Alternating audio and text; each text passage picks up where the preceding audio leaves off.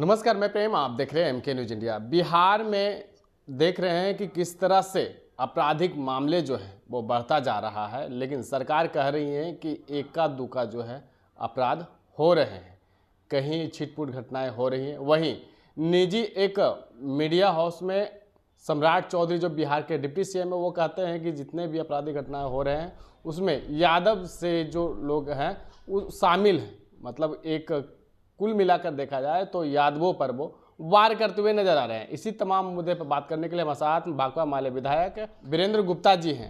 वीरेंद्र जी, कैसे देखते हैं, क्या कोई खास एक जाति होता है जो कोई घटना को अंजाम देता है, या आपराधिक होते हैं या बाहुबली होते हैं? सरकार असल में अपराध को रोकने में सफल नहीं हो पा रही है, इसलिए वो तरह तरह के बहाने बना करके और तरह तरह का दोषारोपण का काम कर रही है। और सभी जानते हैं कि अपराधियों की कोई जाति नहीं होती है। आपको यदि लॉ एंड ऑर्डर संभालने की जिम्मेवारी है, सरकार चलाने की जवाबदेही है, लोगों के जीवन जान माल की सुरक्षा की जवाबदेही है, तो किस जाति से आता है ये बहस में लाने का क्या मतलब है? ये सीधे तौर पे सरकार निकम्मी सरकार है। और आपने देखा कि होली के समय में 40 से ज़्यादा मौतें हुई। और ये हम सम्राट चौधरी जी से जानना चाहेंगे, माननीय उप मुख्यमंत्री जी से, कि जो पालीगंज में जो होली के दिन हुआ, जो मसौड़ी में हुआ, जो दुल्हिन बाज़ार में हुआ, वो किस जाति के लोग थे वो थोड़ा बता दें। जो बक्सर में घटना घटी वो किस जाति के लोग हैं?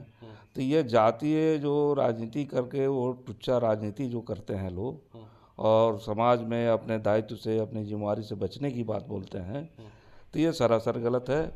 और बिहार की जनता इसको देख रही है। आपको ये जाति का प्रश्न उठाने का क्या मतलब है? अपराध अपराध है, कोई करे। आपको तो ये सीधे अपराध को रोकने की बात है। कहीं दरोगा की हत्या होती है, कहीं होली में दलितों को के मुसहर टोली पर हमला किया जा रहा है, कहीं बक्सर में पासवान टोली पर हमला किया जा रहा है, कहीं आपको जादव जाति के लोगों पर ही हमला कर दिया गया है।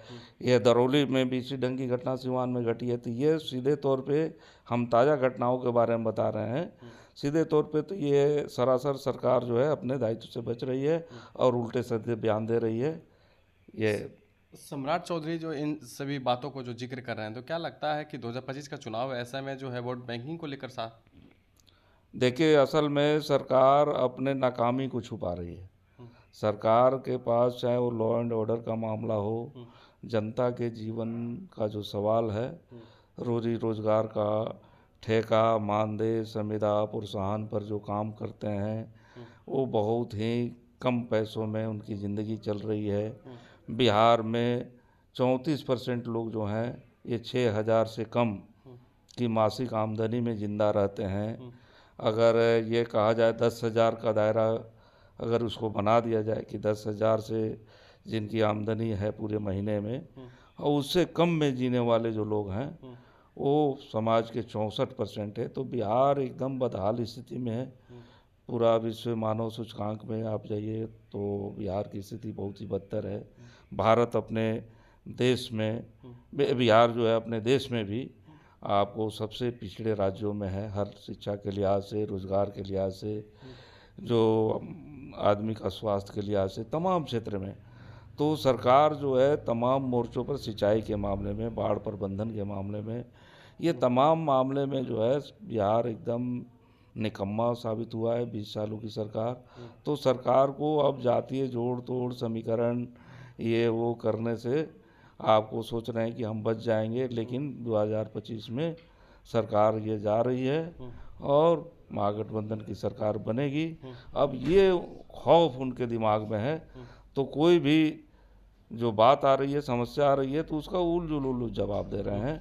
अगर आप बीमारियों से परेशान हैं, जैसे गैस्ट्रिक, डायबिटीज, बवासीर, प्रदर, श्वेत प्रदर, लिकोरिया, गठिया रोग एवं शारीरिक कमजोरी, मानसिक तनाव से परेशान हैं, तो चले आइए डाबर इंडिया परिवार छातापुर में, जहां होगा आपका निःशुल्क परामर्श एवं जांच। हनुमान मंदिर के पीछे मस्जिद के बगल में महाश्रमण इंटरप्राइजेस हीरालाल जैन जी के मकान में। रोगी देखने का समय है प्रत्येक सप्ताह दिन शनिवार, समय 10 बजे दिन से 5 बजे शाम तक।